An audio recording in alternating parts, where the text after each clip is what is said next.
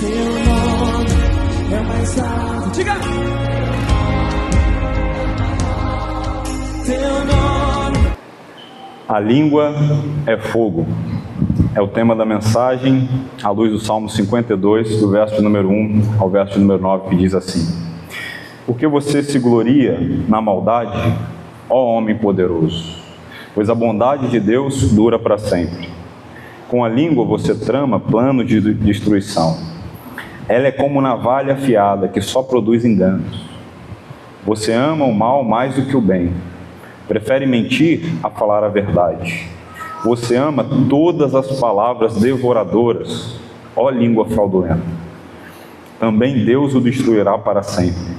Ele o pegará e o arrancará da tenda em que você habita, e o extirpará da terra dos viventes. Os justos verão tudo isso, temerão e vão rir dele, dizendo: Eis o homem que não fazia de Deus a sua fortaleza, mas confiava na abundância dos seus próprios bens, e se fortalecia na sua perversidade. Quanto a mim, porém, sou como a oliveira verde na casa de Deus. Confio na sua misericórdia para todo sempre. Te louvarei sempre, porque assim o fizeste na presença dos teus fiéis. Esperarei no teu nome, porque é bom. Que o Senhor nos abençoe, queridos. Certo dia, em outubro de 1871, a cidade de Chicago viveria uma das experiências mais impactantes e inesquecíveis que mudaria completamente a vida daquele povo.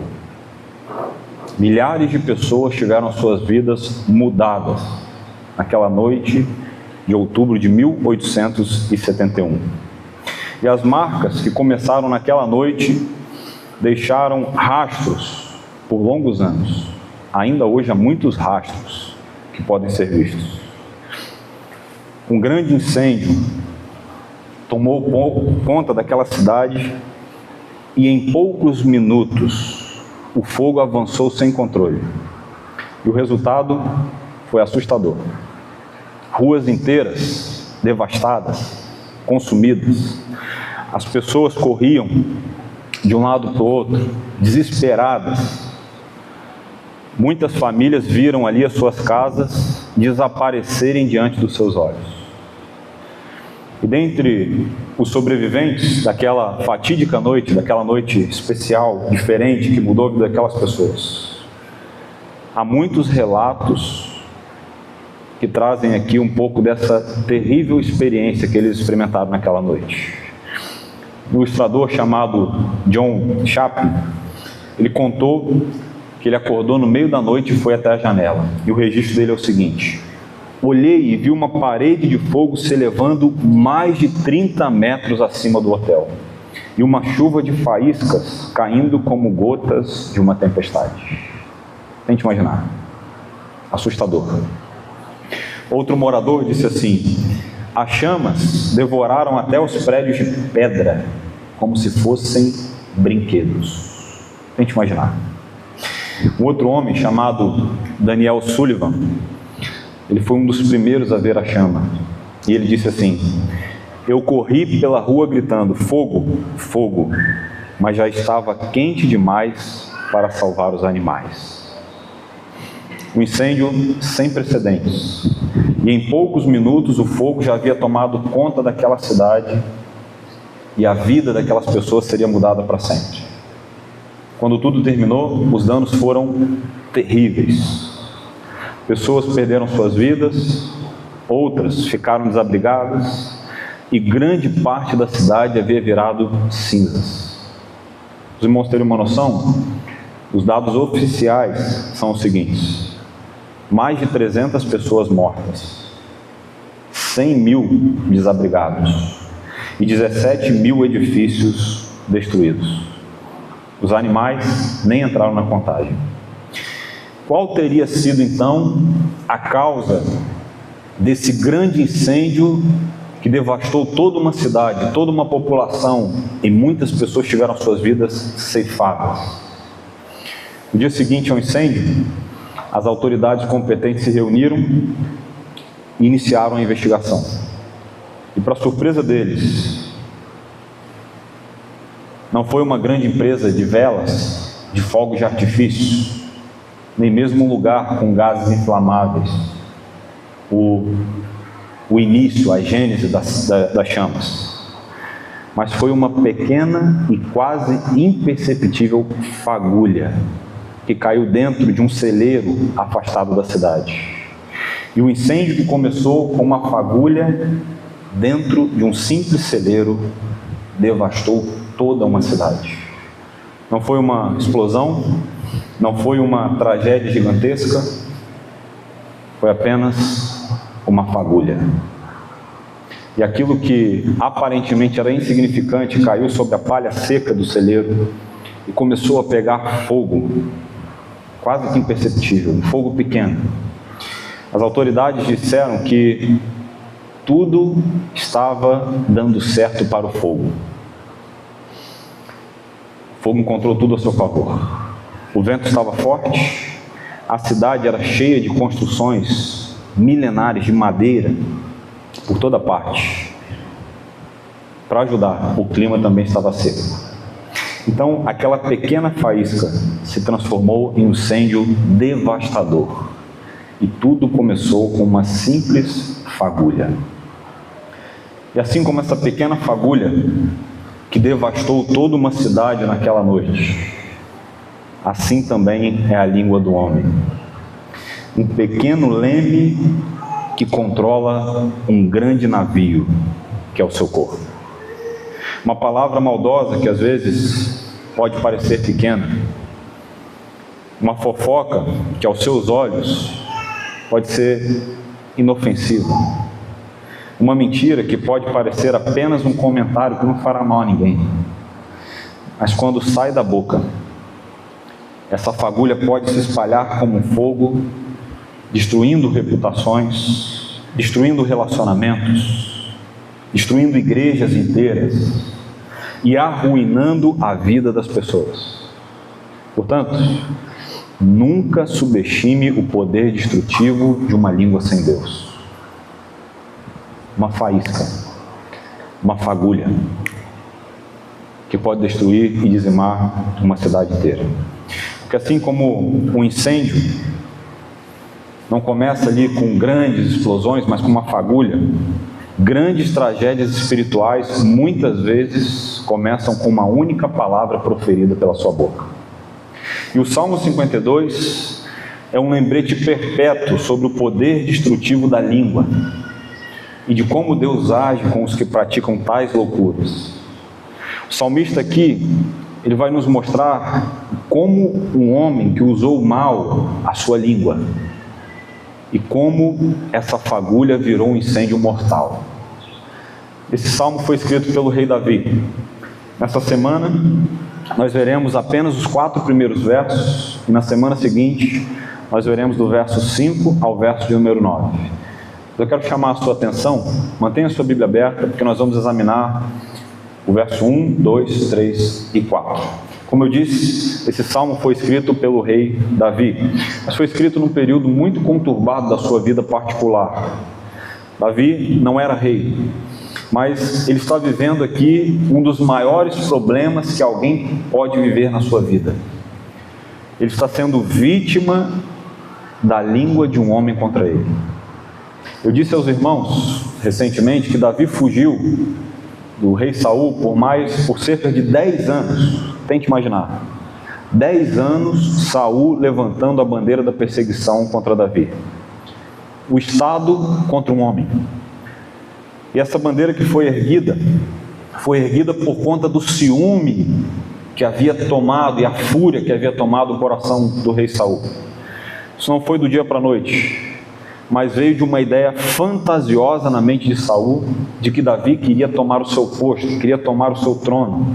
E ele estava armando e arquitetando um plano para tirar Saul do fronte e assumir o posto. E os anos que sucederam da perseguição de Saul a Davi foram terríveis. Saul estava aficionado em matar Davi. Não havia mais volta. Ele havia traçado uma linha sem volta. Dr. Eugene Peterson, ele diz assim: Davi está fugindo e sabe agora com toda certeza que a intenção do rei Saul de matá-lo cristalizou-se numa ideia fixa. O ódio de Saul não mais se resumia em episódios de mau humor, e seu ciúme não pode mais ser tratado como uma questão pessoal superável. Se Davi lhe desse provas da sua lealdade, a cabeça de Davi está a prêmio. A morte de Davi se tornou uma causa, uma política governamental que deverá ser conduzida de forma impessoal. Saul estava louco. 10 anos sendo perseguido pelo rei por uma causa sem motivos, por um ciúme sem precedentes. Um homem louco. E essa loucura já havia tomado o seu coração. Ele vivia obcecado pela morte de Davi. Mas veja, nós temos um Deus gracioso, um Deus amoroso, que cuida dos seus. E o salmista, ele foi ajudado por muitas pessoas nessa caminhada, nesse trajeto. E uma dessas pessoas que ajudou o rei Davi na fuga foi Jonatas, que se tornou um grande amigo de Davi. Ele era filho do rei Saul. Vejam, não havia ali nenhum plano em curso sendo arquitetado por Davi, visando tirar Saul do trono. Isso foi apenas uma ideia fantasiosa.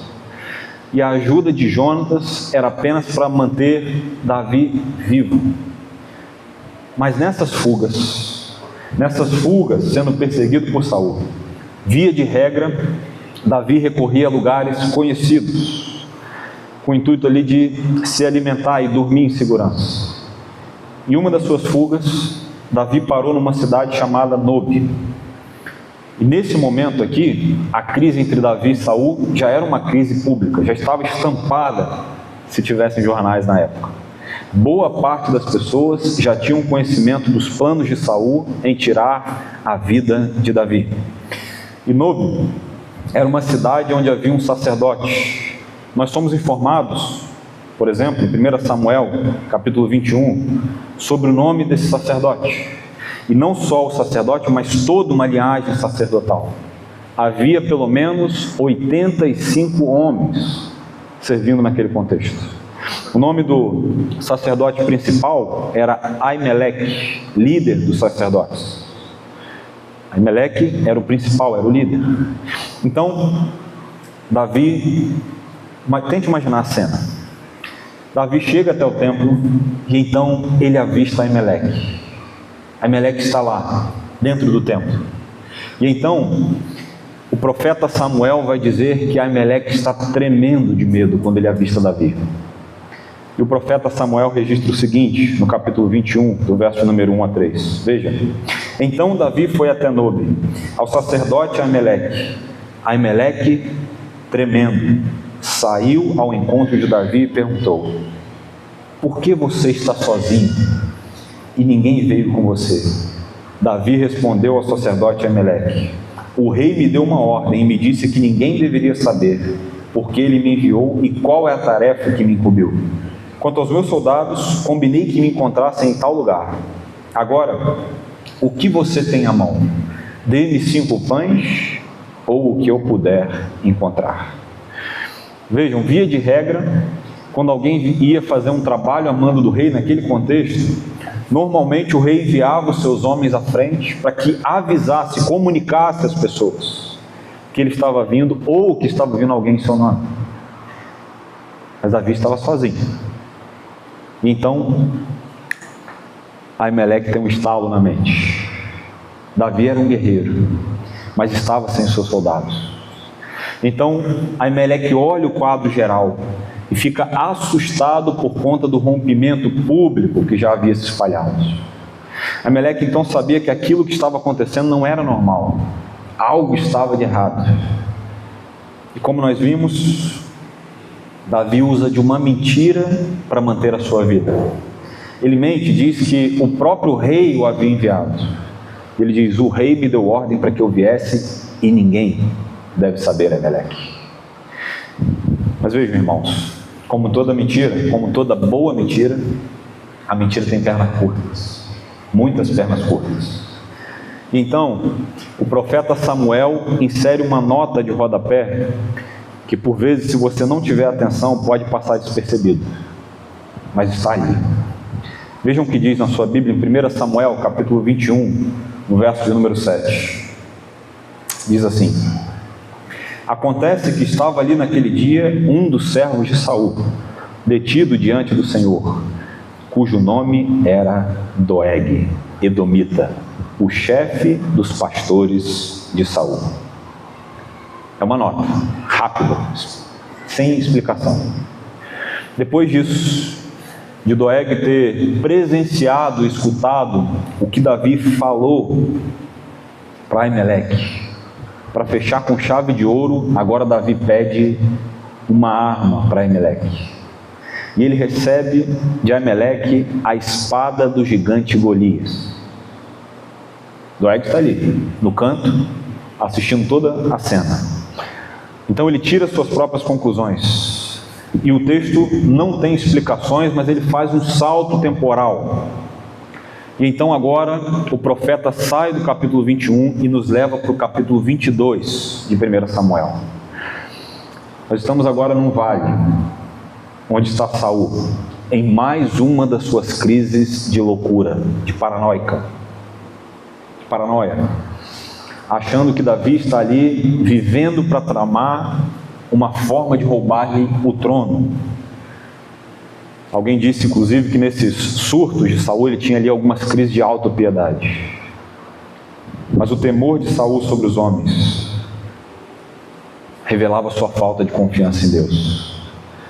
Nós somos informados que uma das suas crises, por não receber a resposta de Deus, para os irmãos terem noção, Saul procura inclusive uma bruxa, uma feiticeira, para que ela revelasse o futuro a ele. Então veja, esse homem estava perdido buscando a aprovação dos homens. E vejam o que diz em 1 Samuel capítulo 22, do verso 6 ao verso de número 8. Saul ficou sabendo que Davi e os homens que acompanhavam foram descobertos. Saul se encontrava em Gibeá, debaixo de um arvoredo, numa colina, com a sua lança na mão. Vejam a loucura dele, uma lança na mão, pronto para a guerra. E todos os seus servos estavam com ele. Saul disse aos servos que o rodeavam: escutem, filhos de Benjamim, será que o filho de Jessé dará também a todos vocês terras e vinhas? E fará de todos vocês chefes de milhares e chefes de centenas? Vejam a loucura do rei, negociando com seus soldados. Estava louco. Para que todos vocês tenham conspirado contra mim, ele achava que os seus soldados haviam conspirado contra ele. Não houve ninguém que me avisasse que o meu filho fez aliança com o filho de Jessé, Jonatas Davi. Não há nenhum de vocês que tenha pena de mim e me conte que o meu filho instigou contra mim, o meu servo, para armar ciladas, como se vê. Vejam que loucura. Esse homem estava louco. E Doeg está ali no meio dos soldados. Percebendo que ninguém havia respondido o rei, ele pensou: chegou então o momento da minha autopromoção. Chegou a hora de eu me promover diante do meu chefe com a minha língua. Então, irmãos, o fofoqueiro Doeg, o espalhador Doeg, entra em ação. E vejam o que ele faz no verso número 9, verso número 10. Então Doeg, o edomita, que também estava com servos de Saul, disse: eu vi o filho de Jessé chegar a Nobe para falar com Aimeleque, filho de Aitube. A pedido dele, Aimeleque consultou o Senhor. Também lhe deu o mantimento e a espada de Golias, o filisteu. Saul não precisava de muita coisa para explodir o incêndio ali que já estava no seu coração. E Doeg forneceu a fagulha que Saul precisava para ter a certeza de que ele não mediria esforços para matar Davi. E a sequência da história é assustadora. A fagulha acendida por Doeg fez com que Saul desse ordens para cometer o assassinato dos sacerdotes e dos seus familiares. Nenhum soldado de Saul obedeceria essa ordem louca. Nenhum deles. Eles sabiam que o juízo de Deus poderia vir e a sua mão pesar sobre eles. Mas então, o homem que estava buscando a autopromoção estava lá. O linguarudo, Doeg. Doeg então toma frente, ele recebe uma ordem de Saul e ele promove o assassinato de Aimeleque e de mais 85 sacerdotes. E além disso, Doeg, por ordem de Saul, matou todos os familiares desses sacerdotes, homens, mulheres, crianças, bebês de colo com meses de vida, e inclusive alguns animais. Vejam o que uma pequena fagulha iniciada por uma língua pode fazer. Tristeza. E a história que termina lacônica, no capítulo de número 22, termina com um único sobrevivente indo ao encontro de Davi, Abiatar, filho de Aimeleque. E essa história termina no capítulo 22 de 1 Samuel de forma lacônica. E ela é aberta justamente no cabeçalho do Salmo de número 52 que está na sua Bíblia.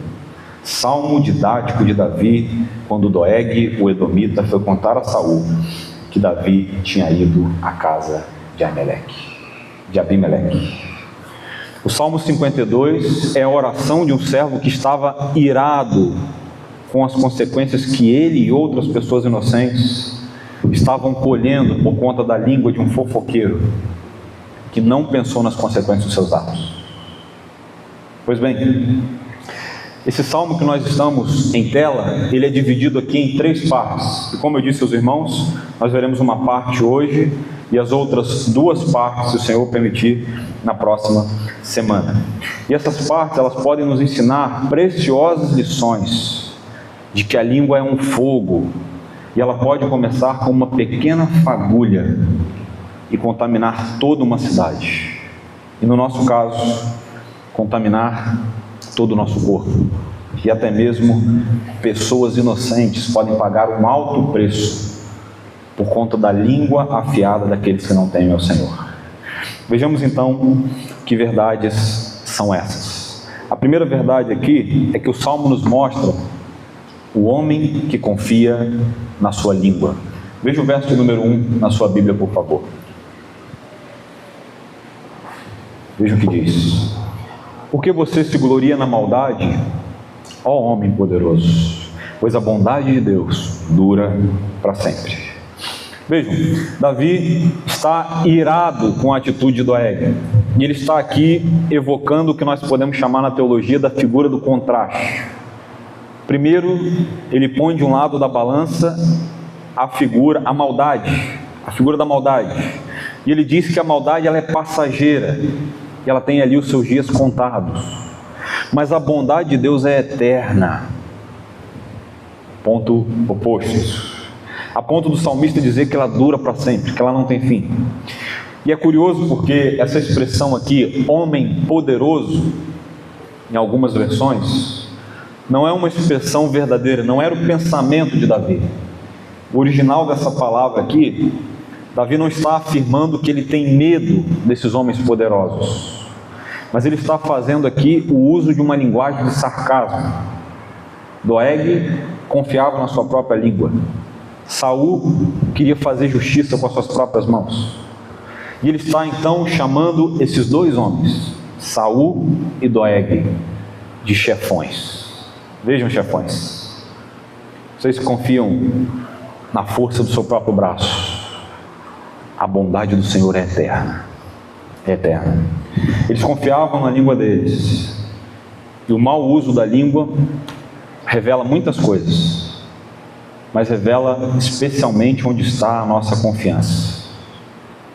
No mal, em nós mesmos, ou no amor fiel do Senhor. E veja, eu quero chamar a sua atenção porque a partir desse ponto o salmista aqui vai apresentar algumas características daqueles que confiam na sua língua.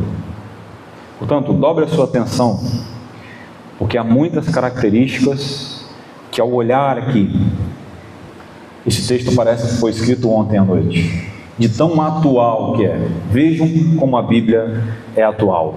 A característica desses homens que confiam na sua língua. Primeiro, eles tramam planos de destruição. Observe o verso 2 que diz na sua Bíblia, por favor. Com a língua você trama planos de destruição. Ela é como navalha afiada que só produz enganos. O salmista aqui, irmãos, está fazendo uma forte advertência. É aquele indivíduo que vive enganando, que vive tramando, que é capaz de induzir alguém ao erro. Alguém ardiloso, sorrateiro, traiçoeiro, mentiroso. O sentido usado aqui no texto é literalmente aquele que não confia em Deus, que tem um coração e outro coração. Ou seja, dois corações. Alguém fingido. Um puritano inglês chamado Thomas Adams, ele diz o seguinte: um homem sem coração é terrível. Um homem com dois corações é um monstro. E um exemplo para nós entendermos isso são os políticos dos nossos dias. É claro que um vereador de uma cidade pequena não tem interesse e nem muito menos recurso para fazer alguns movimentos nesse sentido. Mas os políticos que eventualmente querem ascender na carreira e galgar postos mais altos, necessariamente precisam contratar uma espécie de marqueteiro profissional. É ou não é? Passos calculados, treinos e mais treinos são impostos, porque a imagem ela vale muito mais do que qualquer coisa nos dias atuais. E os políticos, uma parte deles, em boa medida, são o que nós podemos chamar de enganadores profissionais. Tramam profissionalmente. Na frente das câmeras, agem de forma tranquila, com os marqueteiros treinados, passos calculados, treinos e mais treinos são impostos. Como eu disse, chegam ali e agem como os marqueteiros ensinaram. Abraçam, comem pastéis cheios de fritura nas periferias, entram na casa dos menos favorecidos, passeiam pelas favelas, porque eles estão em campanha. Então eles fazem tudo, tramam de tudo para alcançar o objetivo deles. Tudo isso na frente das câmeras. Mas quando as luzes se apagam, é revelado o caráter do homem por trás das câmeras. Você pode observar que o maior terror de um político é o vazamento de uma conversa a sós com alguém, ou o vazamento de uma conversa do WhatsApp, onde ele está ali sendo ele mesmo numa conversa íntima.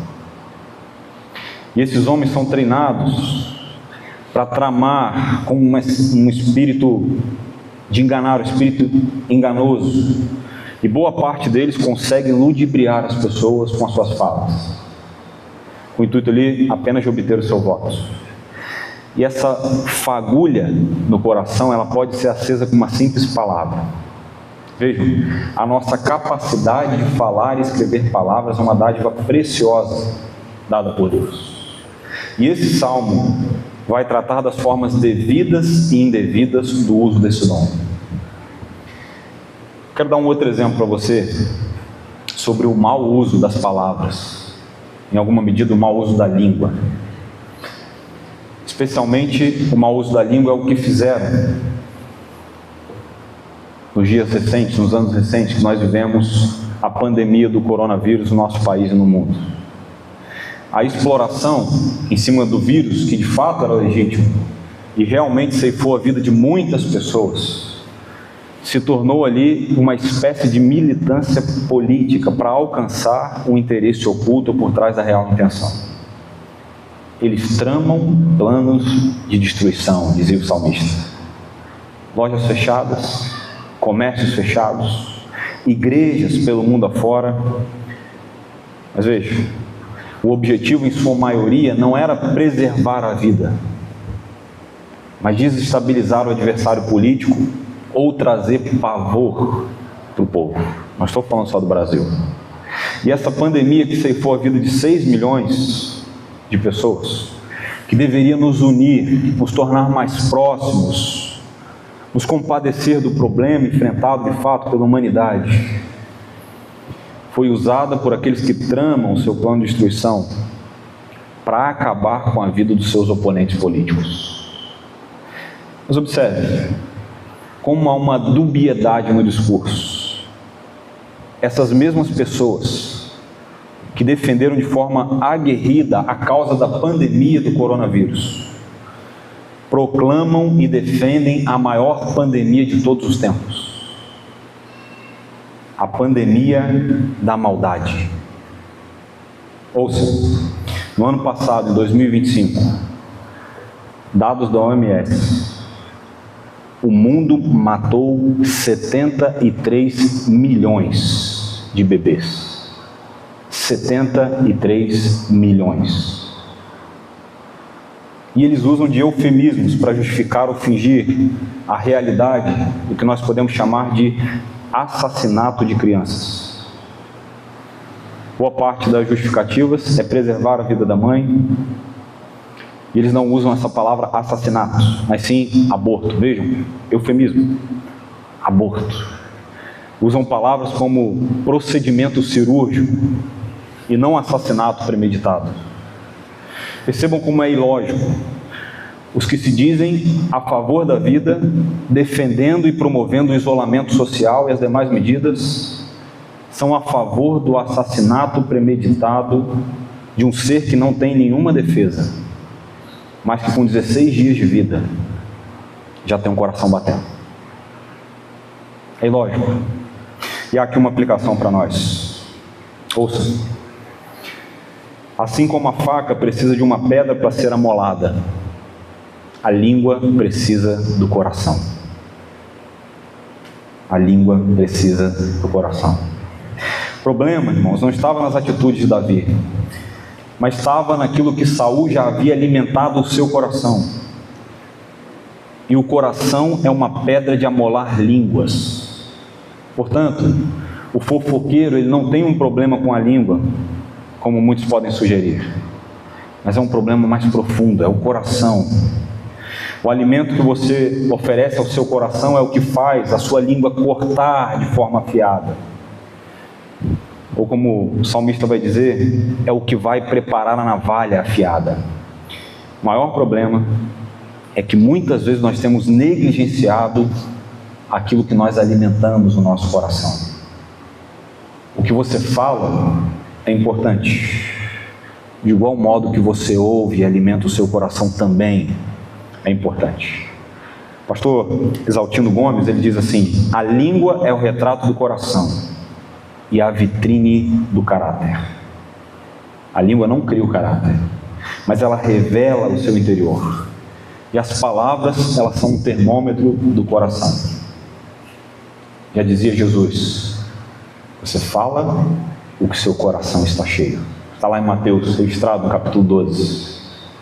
Se alguém vive falando de amargura, ódio, se é uma pessoa rabugenta, uma pessoa maldosa, não é a sua língua, é o seu coração sendo exposto. Quando um grupo de pessoas, por exemplo, só se reúne para falar mal de alguém, para desmerecer a pessoa, isso diz mais sobre o grupo do que sobre a pessoa, que é o alvo da conversa. Porque a verdadeira amizade, ela é feita de pessoas leais, que defendem os seus amigos quando eles não estão perto. E quando não há fofoca, o assunto acaba, isso é um sinal. Isso mostra que o vínculo, ele está baseado no erro dos outros, que falta amor. Isso revela o coração.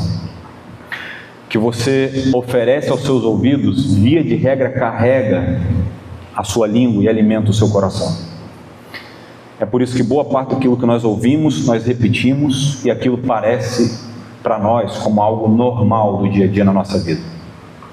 Portanto, seja leal aos seus amigos, fujam de conversas paralelas e preserve o seu coração. Você convive Quero dar um exemplo. Você convive o ano inteiro com um indivíduo que se diz cristão,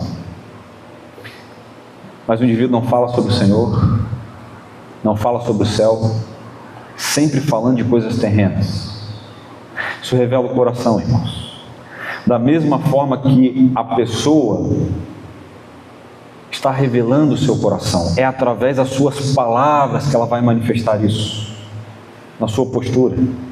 Quando você vê uma postagem nas redes sociais de alguém usando a sua boca ou os seus dedos para falar, você não está vendo a língua ou os dedos, mas o coração. As palavras não são acidentes, não é um deslize, mas é um diagnóstico. As palavras são sintomas espirituais que revelam mais do que apenas a fala, mas revelam aquilo que você tem alimentado no seu coração.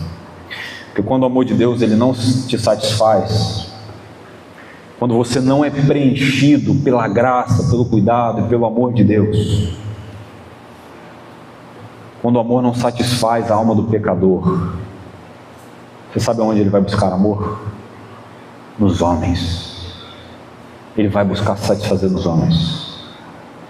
E qual é o problema dessas pessoas que vivem tramando planos de destruição umas contra as outras? Qual é o problema? O problema é que elas nunca vão experimentar um descanso pleno da alma. Quem trama, não descansa. Quem trama, não descansa. Só deita a cabeça no travesseiro e descansa aquele que confia e coloca a sua segurança no Senhor. E o cristão deve ser alguém que rejeita esse tipo de comportamento, rejeita esse tipo de palavras, de atitudes. E mais, vejam o que o salmista vai dizer que esses homens também fazem. Veja o que ele vai dizer no verso número 3: eles mentem compulsivamente. Vejam o que diz o verso 3: você ama o mal mais do que o bem, prefere mentir a falar a verdade. Via de regra, o que é mentira? Ou qual é a função da mentira? A função da mentira é livrar de forma temporária o indivíduo daquilo que ele merecia receber. Essa é a função da mentira. Então, um mentiroso, ele não consegue fazer uso da mentira apenas uma vez para se livrar das consequências. Mas antes ele vira um profissional sobre o tema. E é apenas uma questão de tempo até que seja um mentiroso compulsivo. Por exemplo, o estado do Rio de Janeiro, nosso país, nosso estado, é muito comum as pessoas falarem, especialmente quando eu viajo para pregar em alguns lugares, as pessoas falarem o seguinte: olha, o estado do Rio de Janeiro é o estado da malandragem, das mentiras, do jeitinho brasileiro, né? Se livrando ali das situações incômodas. Especialmente, boa parte das pessoas fazem isso usando mentiras, com o pecado da mentira. Muito cuidado, irmãos, porque a iniquidade pode ter tomado o coração do mentiroso e ele não percebe onde ele está entrando. Não há grau de relevância para mentira. Toda mentira tem o mesmo nome: mentira. Vejam o que Charles Swindoll diz: falsidade vai de uma mentira branda a uma mentira extrema. Subterfúgio diplomático, enxergar fatos, não contar a história inteira, permanecer em silêncio quando deveríamos falar, encobrir os motivos, bajular alguém, torcer a verdade, acrescentar detalhes falsos, inventar histórias e aceitar a ficção como verdade. Veja, você pode até incorrer em algum erro, uma inconsistência ali, ter algum problema na sua fala, você estava nervoso em algum momento, ter uma inconsistência, comentário afobado, depois você pedir perdão por isso. Mas o mentiroso compulsivo, ele revela quem é o seu Deus, ou melhor, quem é o seu Pai.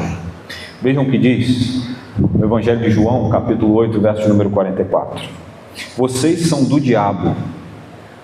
Vejam que palavra dura. Vocês são do diabo, que é o pai de vocês, e querem satisfazer os desejos dele.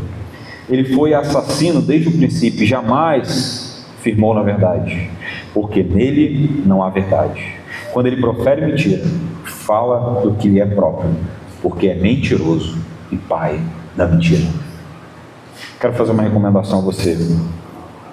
Muito cuidado se você tem usado desses artifícios para se livrar de algo, porque essa é uma das características daqueles que confiam na sua língua e usam para acender fagulhas no coração dos outros.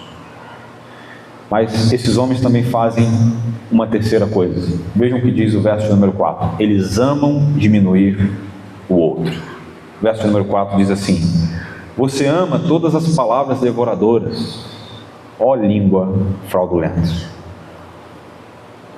Vejam, irmãos, o salmista está apontando mais um pecado aqui.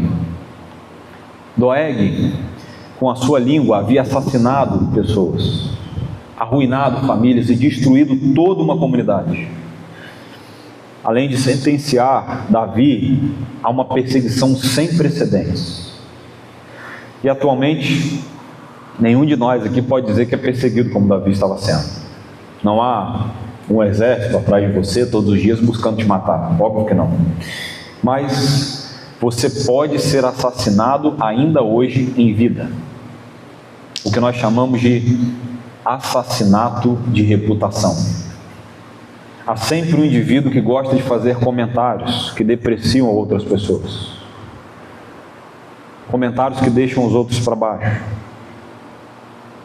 Aquela pessoa que nunca se alegra com o que o outro conquistou. Você conhece alguém assim? Há muitas pessoas assim. E há dois pecados que se destacam: a depreciação, com palavras devoradoras, como o texto diz, no privado, e a bajulação, a língua fraudulenta, quando a pessoa está na sua frente. A depreciação no privado e a bajulação na sua presença. Ouça, há duas aplicações aqui. Em meio ao mundo de palavras duras, seja você um bálsamo na vida dos outros. Uma língua fora de controle sempre produzirá destruição. E há um homem que pode nos ensinar sobre ser um bálsamo na vida dos outros. Um texto que se encontra em Colossenses capítulo 4, verso número 11, que diz assim: também Jesus, conhecido por justo, manda saudações. Estes são os únicos da circuncisão que cooperam pessoalmente comigo pelo reino de Deus. Eles têm sido o meu consolo. Vejam, o apóstolo Paulo, como alguém aqui bem relacionado, um homem de amigos, ele nos dá aqui uma informação preciosa nesse texto. Ele diz que Jesus, o justo, junto com outros judeus, foram os únicos que cooperaram com ele. E esse homem aqui era um judeu convertido à fé cristã, que está apoiando o ministério do apóstolo Paulo, que é um apóstolo dos gentios. E Paulo vai dizer que ele era um cooperador. Esses aqui eram os únicos judeus que estavam cooperando com o ministério de Paulo, mesmo sabendo que Paulo estava preso. Ele estava ali ao lado de Paulo, sofrendo resistência, sofrendo as dificuldades de ser amigo de alguém que estava encarcerado. Mas ele está ali como um cooperador, e ele não mediu esforço para cooperar com Paulo. E essa expressão aqui usada no texto de Colossenses, consolo, mostra que esse homem aqui era um aliviador de tensões, um ajudador, para servir de bálsamo quando as dificuldades chegaram. E junto com os judeus, Jesus, Marcos e Aristarco também estavam ali apoiando e sendo consolo na vida de Paulo. O que isso nos ensina, irmãos? Que você precisa ser um aliviador de tensões, um cooperador. E a língua é uma ferramenta preciosa para isso. O que mais nós vemos por aí são pessoas querendo ver o mal das outras, colocando mais fardos ao invés de ajudar a aliviar, sempre enfatizando os erros, sempre enfatizando os defeitos. Pessoas amargas. Seja você um aliviador, seja você um cooperador, seja você um consolo na vida das pessoas. E há um comentário aqui que distingue essa diferença entre bálsamo para o vinagre na vida das pessoas. Eu quero ler para vocês e levar você a pensar sobre isso. Warren Wiersbe diz assim: o bálsamo a ser colocado em uma ferida produz alívio, o vinagre, dor. Nós, de modo semelhante, podemos ser em nossos relacionamentos bálsamo ou vinagre. Podemos oferecer um ombro amigo ao nosso irmão, ou colocar mais fardos sobre as suas costas. Podemos encorajar como Jesus, ou criticar como os fariseus. Quem tem sido você na vida das pessoas? Um bálsamo ou um vinagre? Nós estamos aqui reunidos um domingo à noite no culto público. E assim como nós estamos agora, há milhões de pessoas nesse mesmo instante, espalhadas pelo mundo, prestando um culto de louvor e adoração a Deus. Mas no culto cristão, muitas coisas podem acontecer sem que você perceba. Nós estamos aqui, nós cantamos, nos abraçamos, cantamos louvores, celebramos o que Cristo fez em nosso favor, mas por vezes nós ignoramos o fato de que há uma pessoa sentada do nosso lado que pode estar com a alma sangrando, com o coração apertado.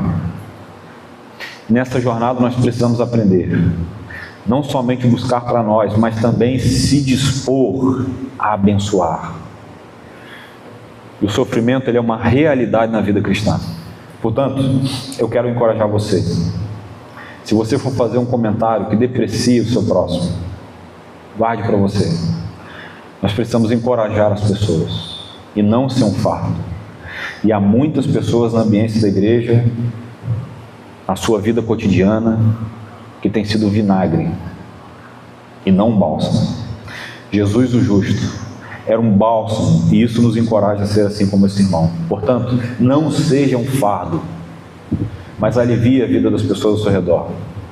Davi estava sofrendo as consequências de um vinagre que foi derramado sobre as suas feridas.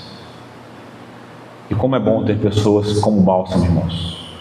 Como é bom ter pessoas que nos encorajam, que nos confortam, que nos animam a seguir em frente. E talvez hoje você se lembre de alguém que precisa receber essa palavra de encorajamento. Talvez você seja essa pessoa. Não desanime, seja um encorajador. Muitas vezes nós ficamos ali naquela atitude passiva de esperar que as pessoas venham até nós. Seja você um encorajador.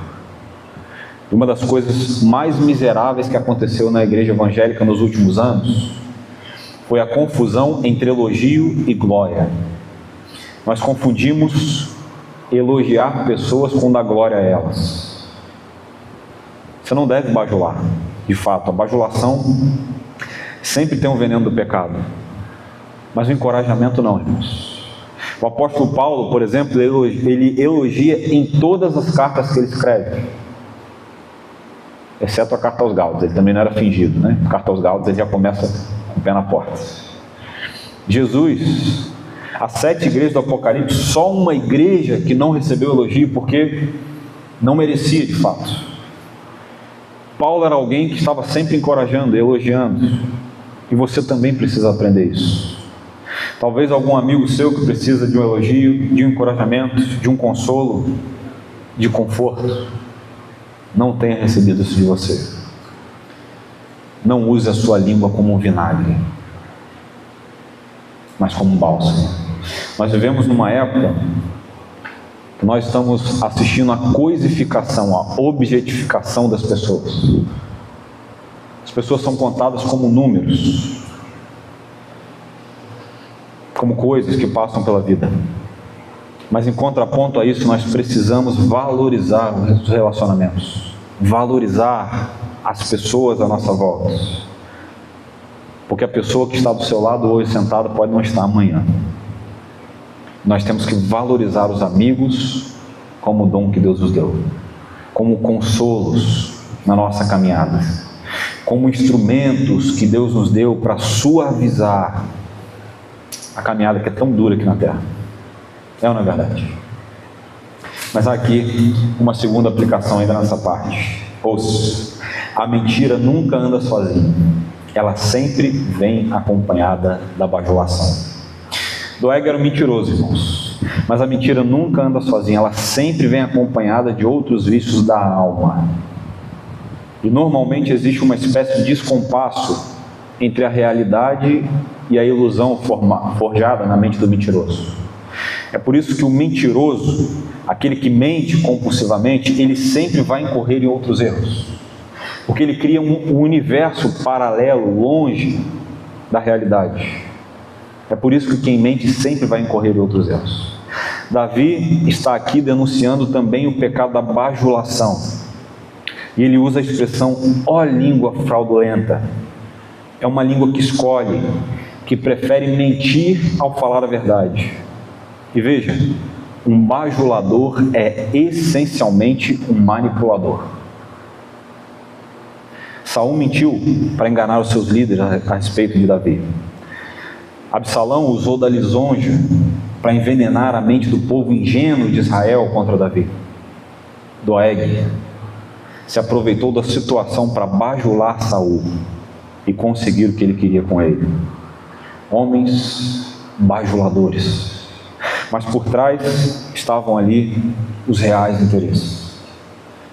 A bajulação não é comunicação, é manipulação. O conselho pastoral que eu tenho para você é, e eu falo isso com muito amor, aprenda a elogiar e receber elogios. Alguém que não elogia os outros, não reconhece virtudes nas outras pessoas, é alguém infeliz que apenas acha que ele mesmo deve ser elogiado. E há também aqueles que não sabem receber elogios. Ouça, aprenda a receber elogios sinceros. O salmista está aqui usando de linguagens fortes para chamar a nossa atenção. Essa é a verdadeira definição daqueles que usam a sua língua para o mal. Ele vai dizer que a língua é como uma navalha afiada, que eles praticam engano constante, que eles têm amor pela mentira e que eles têm prazer em destruir. Como eu disse, não é apenas um desvio, não é apenas falar mal, mas é amar o mal. E o nosso caráter não é revelado apenas pelo que nós fazemos, mas também pelo que nós amamos. E uma língua destruidora nasce de um coração que ama o mal, que confia em si mesmo e que vive sem o temor a Deus. Caminhando para o final, vejam o que pode fazer o poder destruidor da língua e qual a atitude de Deus em contraponto a isso. Um homem que fez muito sucesso nos anos 70 foi John Lennon. Discos, famas, sucessos, algumas músicas que até hoje são muito conhecidas. Mas esse sucesso rapidamente subiu a cabeça desse homem. Ele amava a música e odiava o cristianismo. Certa feita, ele foi questionado sobre o que ele pensava a respeito do cristianismo. E ele disse assim: ouça, o cristianismo irá acabar, irá diminuir e sumir. Eu não preciso de argumentos para provar isso. Eu estou certo e será confirmado que eu estou certo. Nós somos mais populares que Jesus hoje em dia. Não sei quem será esquecido primeiro, o rock and roll ou o cristianismo. Sabe o que aconteceu com ele? Pouco tempo depois, John Lennon morreu, vítima de um assassinato cometido por um fã. Ele estava errado. O cristianismo não para de crescer. E os locais onde a igreja é perseguida, é possível notar o crescimento e a própria migração do cristianismo. É esse tipo de pensamento que o salmista está combatendo. O pensamento da autossuficiência, a declaração de que com a sua língua eles garantirão a sua segurança, de que eles podem rejeitar a Deus, que eles não precisam mais de Deus, e que com seus lábios e a sua boca eles prevalecerão. Pergunta: quem deu esses lábios a eles para cantarem? Quem concedeu graça para que eles respirassem e acordassem e pudessem falar? Foi o próprio Deus. Agora observe, a atitude de Davi é um exemplo para nós, irmãos. Davi não sai por aí correndo ou maldizendo essas pessoas pela rua, mas antes ele busca auxílio e segurança no Senhor, que julgará tantos bajuladores, tantos que tramam planos de destruição, tantos que mentem e amam a destruição,